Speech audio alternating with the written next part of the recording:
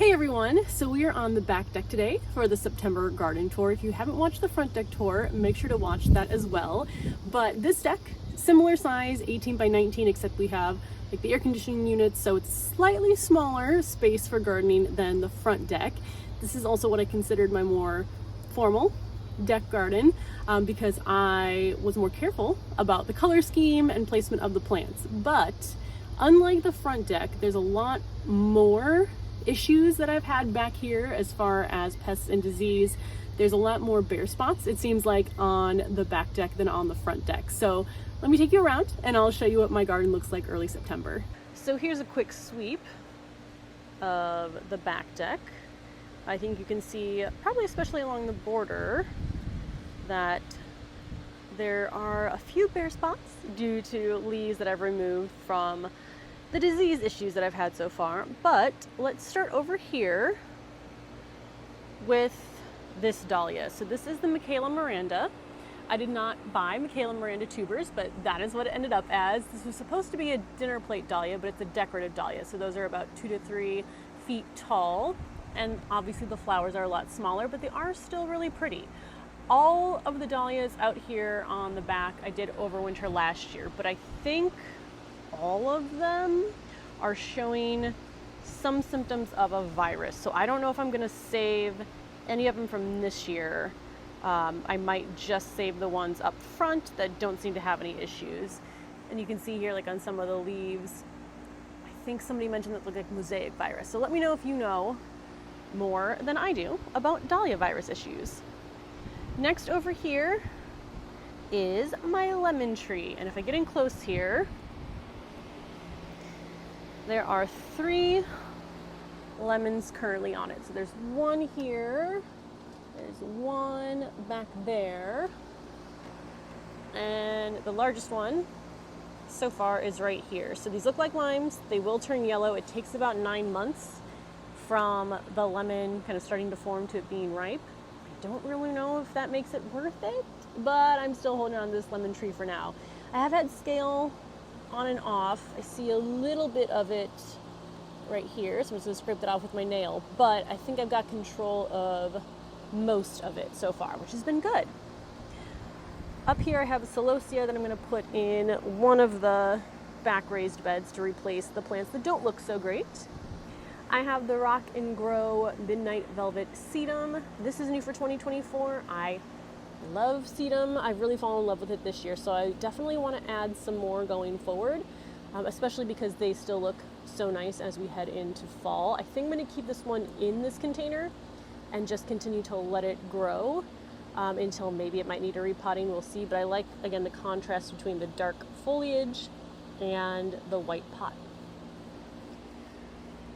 Over here then, we have the pink diamonds dicentra.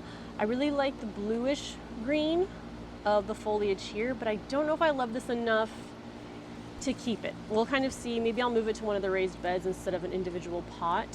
But because my garden is so small, I really only have room for plants that I really love. Let me actually see what zone this is. This is hardy to zone 3. So technically I could probably overwinter this in the container just fine, unless there's like moisture rot issues, which definitely happens to me when I overwinter things in smaller containers. But we'll see what I kind of plan to do with this. I'll probably overwinter it anyway and then make my decision next spring. Behind it then are 3 fruit trees. So I have my 2 columnar apple trees here, Scarlet Sentinel on the left, White Icicle here on the right, and then I have 1 dwarf cherry tree, which actually isn't looking too healthy. I don't know. So this is the Wow the dwarf cherry tree. I got 2. 1 died in the spring, again because of the late cold temperatures that we had, so I don't know if I'm going to save this one or not. Again, I'll kind of make my decision as time goes on. This is the Thomas A. Edison dahlia. So this looked kind of sick the entire time it was growing, and then eventually just fell over. So I cut it back, and I was going to remove the tuber at some point, but I just didn't. And then it started growing back, and the leaves actually look much healthier this time. So I don't really know what's going to happen with this. I think I'm still going to pull it because, again, if it's not looking very healthy, I don't want to waste the limited space I do have in the garden with something that's diseased. Starting along my back wall then, in this pot, which I have the exact same planting over in that pot, I have the A Romance Pink Nemesia, which I think you can see it back there. This container has been one of my favorites. It's usually more, I feel like, in balance than it is right now, but still looks pretty good overall. Then I have the Superbena Pink Cashmere, which I think I mentioned in the new for 2024 video. This is my favorite. You can see how vigorous it is. It's been in constant bloom. I love how big it gets, so this is definitely now a staple in my garden. There's another Superbena, the Sparkling Rosé, with someone with the more red tones on the petals. And then I have here the Supertunia Mini Vista Sweet Sangria, which is the same Mini Vista that I have all in these pots. Now I love this, it's performed really well. It's been, really vigorous, especially for Mini Vista, but I heard that it's not coming out next year. I think there was some sort of issue in development, so it's gonna be delayed. So this was a new one too, but not going to be available next year, unfortunately. Or maybe what I heard was hearsay and it's wrong, but for now, at least I'm not planning to be able to find that next year. In this back raised bed, I have on the corners the Supertunia Vista Jazzberry, which has done great. In the middle here, I have the tricolor sweet potato vine. And if you're looking for plants to cover containers, I definitely recommend sweet potato vines and Supertunia Vistas because you can't even see the container from this angle. Now, this pot did have the Bonita Shell Pink Asters, which it still does here. It had the giant Benary Wine Zinnias, which it still kind of does. And some of them have died. I pulled some. This is where I have had a really bad problem with powdery mildew, which is why these zinnias look like trees. I don't think they're going to be here much longer in the garden, but I wanted to leave them for now just to show you what they look like. And the hard part is the flowers still look really nice. I still have butterflies on them and bumblebees, so I'm just going to have to replace them with other plants that they enjoy. I also added in here one of the Truffula Pink Gomphrenias that was in an individual 8-inch pot. I pulled the rest of those recently, but this one I tucked into this bed to fill in some empty spaces. And on the other side in the back is the tall coneflower that was on sale. It's kind of just looked droopy ever since I planted it. Again, not completely dead, but not the best. So I'm gonna leave it for now. I'm gonna plan to do kind of a fall makeover here and we'll see if that one gets left in or not. And then I have a smaller, better looking one, but it is kind of in the middle of the Supertunias there, but you can see that one looks much better. So that is what's currently in this bed and will probably be a little bit different relatively soon here. Then I have my Autos Thridalia. So again, based on what people have said, it looks like there's a virus, so I'm not going to save this, but it has bloomed spectacularly. This is the most blooms on a dahlia plant that I have of all of the dahlia varieties, so I will try to get tubers of it again next year. I get my dahlia tubers from Gethsemane Garden Center in Chicago, so I'm definitely going to grab more of those. Now, the pots in front of this bed, like I said, it has the Supertunia Mini Vista Sweet Sangria, and then there's two of the Queen Lime series of zinnias. So this is the Queen Lime with blush.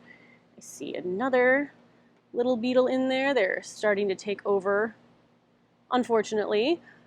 And then I have the Queen Lime with red zinnias. I'm definitely growing Queen Lime again next year, and I'm going to add a few new colors of the Queen Lime series to my garden. Now the bed behind it, which is kind of covered, and I don't know if I'm going to do actually trailing plants here next year because what's in front kind of covers it up, but I have in here the Supertunia Vista Fuchsia. I have my other asters, which I've fallen in love with too. This is the Lady Coral Lavender asters.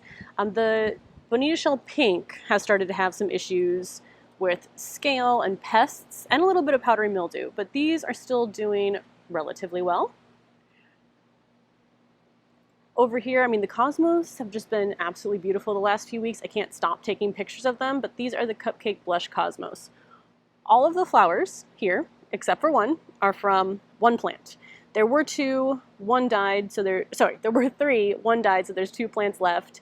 All of the blooms are from one, except for little flower back there. So that's the first flower from my second cosmos that got super large, no buds on it till recently, and I ended up, what I did, they're in the same bed, got the same treatment, I ended up just cutting off some branches, and I don't know if that signaled to the plant to stop growing and actually put out blooms, but at least now I do have some blooms there.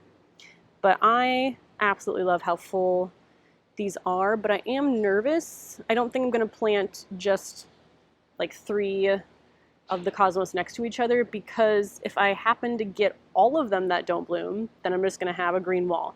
So what I think I'm going to do next year is kind of mix like zinnias, cosmos, other flowers all together instead of having just one bed with the cosmos in the back. I have over here another one of the Otto's Thrill Dahlias. Again, same, just full of blooms constantly, but also the leaves not looking their best, so not going to save this one either. And then this bed had the same asters, zinnias, which are all crooked right now from the wind we've been having, and also the Super Tunia Vista Jazzberry tricolor sweet potato vine there. I did add in a celosia, so the other one I need to put in the other bed once I empty it out. And then there is another coneflower in there, which is looking good. So all of this mess right here is going to go very soon. I've realized that when seed packets say staking not required, that they're probably not talking about in a raised bed on a rooftop deck where it's windier. So I am going to stake these more next year when I grow the zinnias and especially the cosmos too. Down in this corner is a Tough Stuff Aha Mountain Hydrangea. You can see some of the blooms in the back there. I cut off or deadheaded some of the blooms, and there's new ones that are starting to open up. And something that is looking really nice is my shade border. So this has been doing really well all season. I had no idea polka dot plants got that tall, but I love how this border has turned out. So what I have in here, I have 2 varieties of caladiums. I have White Star right there, Vava Violet down there. Absolutely love both of those. Like I said, I put the polka dot plant in here because it was not full enough for me, and I think they're all playing pretty nicely together. I had the tiny Quickfire Hydrangea here. This one has no blooms on it, but if we come down here, this one just started blooming. These are now 2 years old. They were very tiny when I planted them last year, so they put on a lot of growth this year. I didn't know if I was going to get flowers, but now I do, and they're really cute. So I'm happy with these. I think these get about 3 feet tall and maybe 2 to 3 feet wide, so they should be able to stay in their current pots. And moving along back here, I had the Peppermint Patty Regania. This flowers in the spring, and then it's just foliage the rest of the season. Love it. Definitely keeping this, overwintering it for next year. Then I have another hydrangea. This is Wee Bit Grumpy. This I just got this year, was super tiny, so I wasn't expecting it to flower, and it hasn't yet, but that's okay. I'm going to overwinter this as well. Hopefully it survives, and then hopefully puts on flowers in the coming years. Here is the Campfire Marshmallow Bidens. I absolutely love this. I think it's so cute, and it's spread out quite a bit. I think this is also in an 8-inch pot. And here is the star in my garden, I feel like, at least in the back deck. This is the Bright Lights Horizon Osteospermum, and it was blooming more in the spring, kind of took a break in the summer. I also cut it back because it was planted in a different location where it wasn't getting enough sun. And now it is blooming its little head off. And look how pretty these are. I think the Bright Lights Horizon Sunset is like the perfect name because there's orange, there's purple in the center. It's just such a pretty flower. I should be able to overwinter this one too, I think. So I'm going to try that probably in the garage. Then I have some feverfew, which I actually need to go through and deadhead. I have a mixed container here with unknown zinnias because my friend gave me some seeds in exchange for, I forgot what I gave her, maybe some asters, and I didn't write down the name of what these were. But you can see here also a lot of powdery mildew, dead leaves, probably not going to be here much longer. Then I have Lavender Dreams Cleome. Love it. Definitely growing this again. It's been in bloom for so much of the season. Sometimes the flowers again will kind of close up and they'll open and close and open, but it's always got at least a little bit of color on it, which I love. And then down here we have the Super Bells Double Amber, another one of my favorites. I think this one looks really pretty. And again, my Super Bells have done better when they're in kind of smaller pots, either on their own or just with a couple other flowers. Now, before I get too far away, don't mind the wind, but these are my 3 containers of the Super Tunia Vista bubblegum. So I've had more issues with budworms on these 2 compared to this one, but they are all kind of flushing back. But I've really liked having some height up here. I've had no issues with these pots blowing over, obviously. The weight keeps them up. I do think I should have done fewer plants. I think I put 3 in each. I think I probably should have just done 2 in each, and that would have given them a bit more room in the containers. But I really do love the added height, especially because this is behind my couch here. So having just some colors popping up there has been really nice. Now, before I forget, kind of behind all these flowers here, well, one, I put the king apricot asters in here. This wasn't enough room. These should have gotten a lot bigger, but I still have seeds. I'm going to give them more room next year. I think for my back raised beds, I was too worried about like consistency and having symmetry, but I'm not going to care about symmetry next year. I'm going to put my plants in there where I want them so that I can grow all of the varieties that I want to. And then I have the Morning Glory. Oh, this one needs to be watered, and we'll do that in a second.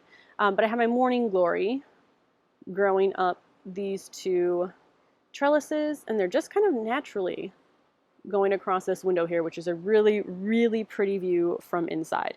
Don't let me forget to water this. Coming over here then, I have the Favorite Honey Apricot Rose. It again kind of comes in and out of bloom. It was just in bloom, now it's putting on new growth. Smells amazing. Like, smells so juicy that I want to take a bite out of it like it's a piece of fruit, probably an apricot.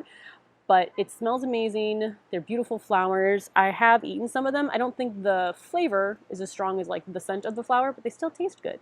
So this has been a new addition this year that I'm, again, fingers crossed, hopefully going to keep alive.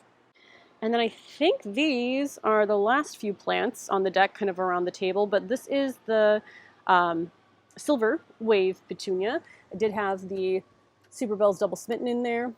Don't put anything with a wave petunia in a small pot. Wave petunias will take over, but they've done really well. They still have a lot of color. They just kind of had a really nice big flush. Again, been battling budworms here too. But they've just been consistent color in the garden. There's 1 plant in each of these pots, and I think these pots are 12 inches in diameter. And then back there, I have my beach plum. I did have some petunias around it that I pulled, but now they were just kind of not looking the best, so I went ahead and pulled those. I really do love having trees up here. I think I'm going to add some more trees maybe this fall. We'll see. But when I got this, I was told that it was self-pollinating. Everything I've read since then says it needs a companion plant, so I think I'm going to have to get another one next year and maybe just kind of flank each side. I mean, that'll take all of my walking space away, but maybe flank each side with a tree. I'm not sure what to do yet. Also, the pot, what is this, maybe 20 inches? I think it's from Amazon, so the pot itself is pretty lightweight, which is nice up here, but it's definitely too heavy with the dirt in the tree for me to take downstairs, so I'm going to try to overwinter this. I'm going to see if it survives. If it does, then I will get a second one. But I think that is everything out here on my back deck. Like I said, this one has definitely had more issues than the front deck. Probably going to get at least a little bit of a makeover here relatively soon. So that is what this deck is looking like for early September. I do think it's going to be time to pull some of these plants very soon here and replace them with things that look a little bit better to get us through the last few months of the growing season. Like I said, if you haven't watched the front tour, make sure to do that. I'll also link down below the playlist for previous months' garden tours. So if you have any questions, let me know and I will see you in the next video. Bye.